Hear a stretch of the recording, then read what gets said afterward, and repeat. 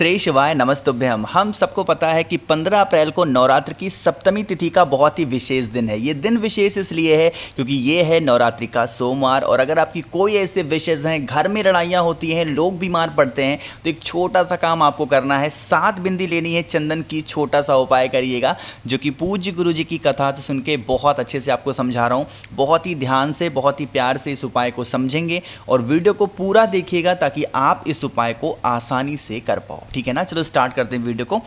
Screen पे आपको दिख रहा होगा पीला चंदन। जरूरी नहीं कि यही पीला चंदन लो, जो पीला चंदन आपके घर में अवेलेबल है उस पीले चंदन को लेना। ठीक है, इसका पेस्ट वोस्ट नहीं बनाना है, ऐसे सूखा सूखा ले लेंगे। साथ ही साथ आपको लेनी होगी दूर्वा। कितनी दूर्वा लोगे? 5 ले लेना या फिर 7 दूर्वा लेंगे, ना ही इससे ज़्यादा ना ही इससे कम। या तो 5 दूर्वा ले लो या तो 7 दूर्वा जो हरी वाली आती है वही। ठीक है, ले लिया। फिर हमें ज़रूरत होगी एक तांबे के लोटे की, उसमें जल भरोगे अपने घर से और पहुंच जाना महादेव के शिवलिंग के पास में। एक बात का और ध्यान रखेंगे, ज़रूरी नहीं इस उपाय को आपको मंदिर में करने की ज़रूरत है, नहीं, आप इस उपाय को अपने घर में कर सकते हैं। सुबह दोपहर शाम रात कभी भी करो। ठीक है ना, देखो समझने की कोशिश करना। मैंने आपको 2 चीज़ें बताई हैं, एक तो मैंने आपको पीला चंदन दिखाया, एक तो मैंने आप लोग को दूर्वा बताया है। आपको क्या करना है, जो मैंने आपको पीला चंदन बताया है, हम सबको पता है महादेव का पूरा परिवार शिवलिंग के ऊपर ही विराजमान है।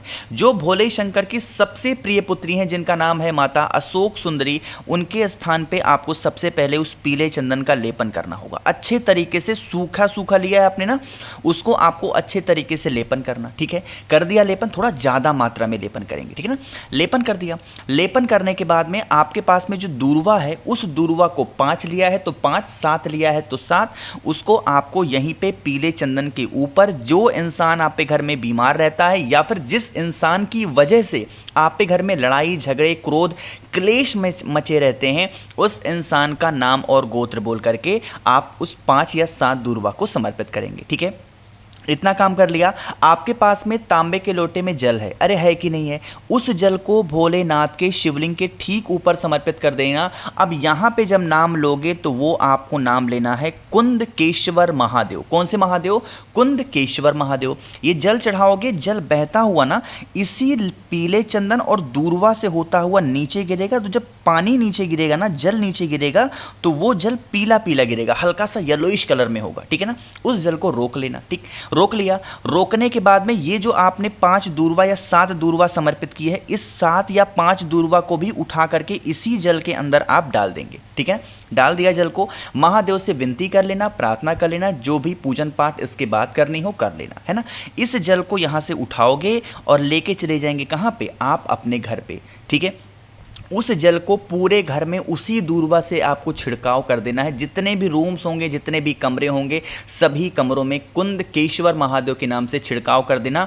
यकीन मानिए इस उपाय को अगर आप कर लेंगे तो आपके घर से क्रोध की जो भावना होती है लोगों के अंदर, क्रोध खत्म हो जाएगा, घर में कभी लड़ाई झगड़े नहीं होंगे और जिस कारणवश आपके घर में बीमारी प्रवेश हमेशा रहती है, वो बीमारियाँ आपके घर से बाहर ज़रूर जाएंगी। ठीक है ना, करिएगा ज़रूर। तो यहाँ पर हम लोगों ने पहले उपाय की बात की जो कि नवरात्र के सोमवार के दिन पे हमें ज़रूर करना चाहिए। ठीक है, चलो आगे बढ़ते हैं अब इसी वीडियो के हम लोग अपने दूसरे उपाय की तरफ। और ये दूसरा उपाय आपको करना होगा दही के साथ। कहोगे भैया इस उपाय के बेनिफिट क्या होंगे, फ़ायदे क्या होंगे? देखो, मान लेते हैं कि आपके घर में अगर धन को लेके बहुत कमी रहती है, माँ लक्ष्मी का वास आपके घर में नहीं है, पैसे घर में टिकती नहीं है, ना तो आते हैं और आ जाते हैं तो टिकते ही नहीं है, तो आप इस उपाय को करिएगा। ठीक है, उसके लिए आपको लेना होगा दही। बहुत ज़्यादा लेने की ज़रूरत नहीं है, लेकिन हाँ 1 चम्मच के आसपास दही लेंगे। ठीक है, दही के साथ में महादेव की जो सबसे प्रिय चीज़ है यानी कि बेलपत्र लेंगे, बहुत ही प्यारी सी, बहुत ही सुंदर सी, कहीं से कटी पिटी ना हो। अब धन संपदा का उपाय है तो हम लोगों को कमल गट्टे तो लेने ही लेने पड़ेंगे,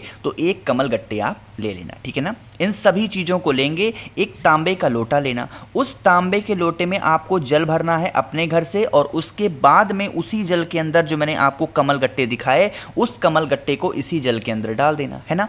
फिर आप इस कलश को उठाओगे और उठाने के बाद में भोले शंकर के शिवलिंग के पास पहुंचोगे। मन है इस उपाय को मंदिर में करो, मन है अपने घर में अगर आपके शिवलिंग है वहां पे भी आप कर सकते हैं। ठीक है ना, समझने की कोशिश करिएगा। आपके पास में 2 चीज़ें हैं, एक तो आपके पास में दही है, दूसरी आपके पास में बेलपत्र है। क्रम समझिएगा, नियम समझेंगे। सबसे पहला काम करेंगे, उस दही का लेपन भोलेनाथ के शिवलिंग के ठीक ऊपर आपको करना होगा कुंदकेश्वर महादेव के नाम से। फिर से बोल रहा हूँ, कौन से महादेव? कुंदकेश्वर महादेव के नाम से दही का लेपन करेंगे। जिस जगह पे दही का लेपन किया है, बेल पत्र को भी उसी दही वाले स्थान पे आपको समर्पित करना है, जिसकी डंडी होगी माता अशोक सुंदरी की तरफ और पत्ती का पोर्शन आपकी तरफ होगा, क्योंकि आप खड़े हैं उत्तर की तरफ। ठीक है ना, इतनी बात समझ में आ गई है। लेकिन अभी आपके पास में एक तांबे के लोटे में जल है, जिसमें आपने कमलगट्टा डाल रखा है। उसके बाद में उस पूरे कमलगट्टे का जल इसी बेलपत्र के ऊपर बिल्कुल धीरे धीरे स्लो मोशन में समर्पित करना। साथ ही साथ भोलेनाथ से, शिव शंभू से यह कामना करते हुए करना कि हमारे घर में धन को लेके बहुत कमी है, माँ लक्ष्मी का वास नहीं है। हे भोले शंकर, हे भोलेनाथ, हे महादेव, हमारे घर में धन प्राप्ति हमेशा बनी रहे। अपने अकॉर्डिंग जैसे भी प्रार्थना करते हो प्रार्थना कर लेना। ठीक है, और आपको कुछ भी करने की जरूरत नहीं है, कमलगट्टा वहीं पे शिवलिंग के पास में ही छोड़ देना है ना। चलो, तो 2 उपाय की बात हो गई है, बहुत ही ज़्यादा इजी, बहुत ज़्यादा आसान से थे, है ना। आगे बढ़ते हैं अब इस वीडियो के हम लोग अपने तीसरे उपाय की तरफ। लेकिन ये तीसरा उपाय मैं आपको तब बताऊंगा जब ज़्यादा से ज़्यादा लोग इस वीडियो को करेंगे शेयर। जितने भी भाई बहन मेरी इस आवाज़ को पहली बार सुन रहे हैं, चैनल को सब्सक्राइब करिएगा और वीडियो को सभी को लाइक करना, ठीक है ना। देखो, समझने की कोशिश करना जो मैं बताने जा रहा हूँ। अब सबसे पहले बात कर लेते हैं इस उपाय को करने से आपको बेनिफिट क्या होगा। आज के टाइम पे ऐसा हो रहा है ना, सभी की फैमिली में, सभी के घरों में, कि लोग डिप्रेशन में बहुत ज़्यादा जा रहे हैं। डिप्रेशन का मतलब कि उनको तनाव बहुत ज़्यादा है, चाहे वो किसी भी चीज़ को लेके हो सकता है, अपने परिवार को लेके हो सकता है, अपने फ्यूचर को लेके हो सकता है, बिजनेस को लेके हो सकता है, घर बार को लेके हो सकता है। कैसा भी डिप्रेशन है, कैसा भी तनाव है, सोचते बहुत ज़्यादा हो, तो इस उपाय को करेंगे। ठीक है, आपको लेना होगा यहाँ पे काला तिल, बहुत ज़्यादा नहीं, 4 से 5 काला तिल लेना गिन करके, ठीक है ना। काला तिल ले लिया, साथ ही साथ आपको ज़रूरत होगी एक रुद्राक्ष की। अब रुद्राक्ष आपको नया नहीं खरीदना है, जो रुद्राक्ष आप पे घर में अवेलेबल हो, चाहे 1 मुखी हो, 2 मुखी, 3, 4, 5, जितने भी मुखी हो, कोई भी एक रुद्राक्ष लेना, ठीक है ना। ले लिया, लेने के बाद में एक तांबे का लोटा लेंगे, उसमें जल भरेंगे, ठीक है। जल भर दिया, इस जल के अंदर आपको डालना होगा उसी रुद्राक्ष को, और जो 1 चुटकी काला तिल आपने लिया है उसको भी इसी कलश के अंदर डाल देंगे, ठीक है। 30 से 40 मिनट तक इस कलश के अंदर रुद्राक्ष को पड़ा रहने दो। जब 30 से 40 मिनट बीत जाएं तो उस रुद्राक्ष को निकाल करके आप अपने घर पे रख दो, और उसके बाद में इस कलश को उठा करके लेके चले जाना महादेव के शिवलिंग के पास में। सुबह, दोपहर, शाम, कभी भी फेस रखना होगा उत्तर दिशा, यानी कि नॉर्थ डायरेक्शन।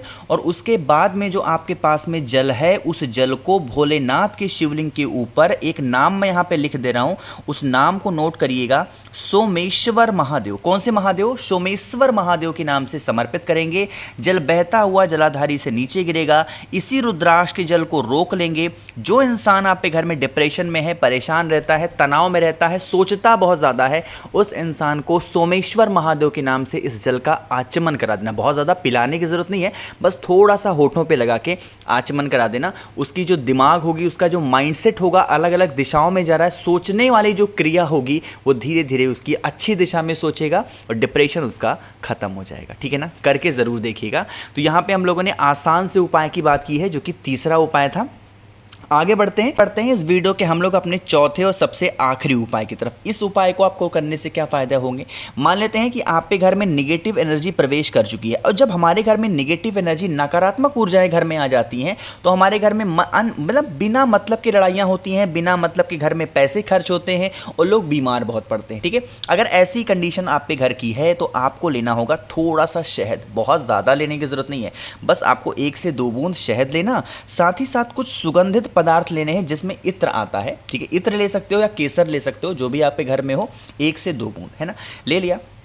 एक तांबे का लोटा लेंगे, उसमें जल भरेंगे। जो जो चीज़ें आपके पास में हैं उन सभी चीज़ों को इस कलश के अंदर डाल देना है ना। डालने के बाद में इस कलश को उठाएंगे। पूरे घर में जितने भी रूम्स होंगे, जितने भी कमरे होंगे, सिर्फ वॉशरूम को छोड़ करके सभी कमरों में एक बार घूम लेंगे। इससे घूमने से जितनी नकारात्मक ऊर्जाएं होंगी वो सकारात्मक ऊर्जाओं में आपके घर में कन्वर्ट हो जाएंगी, परिवर्तित हो जाएंगी, ठीक है।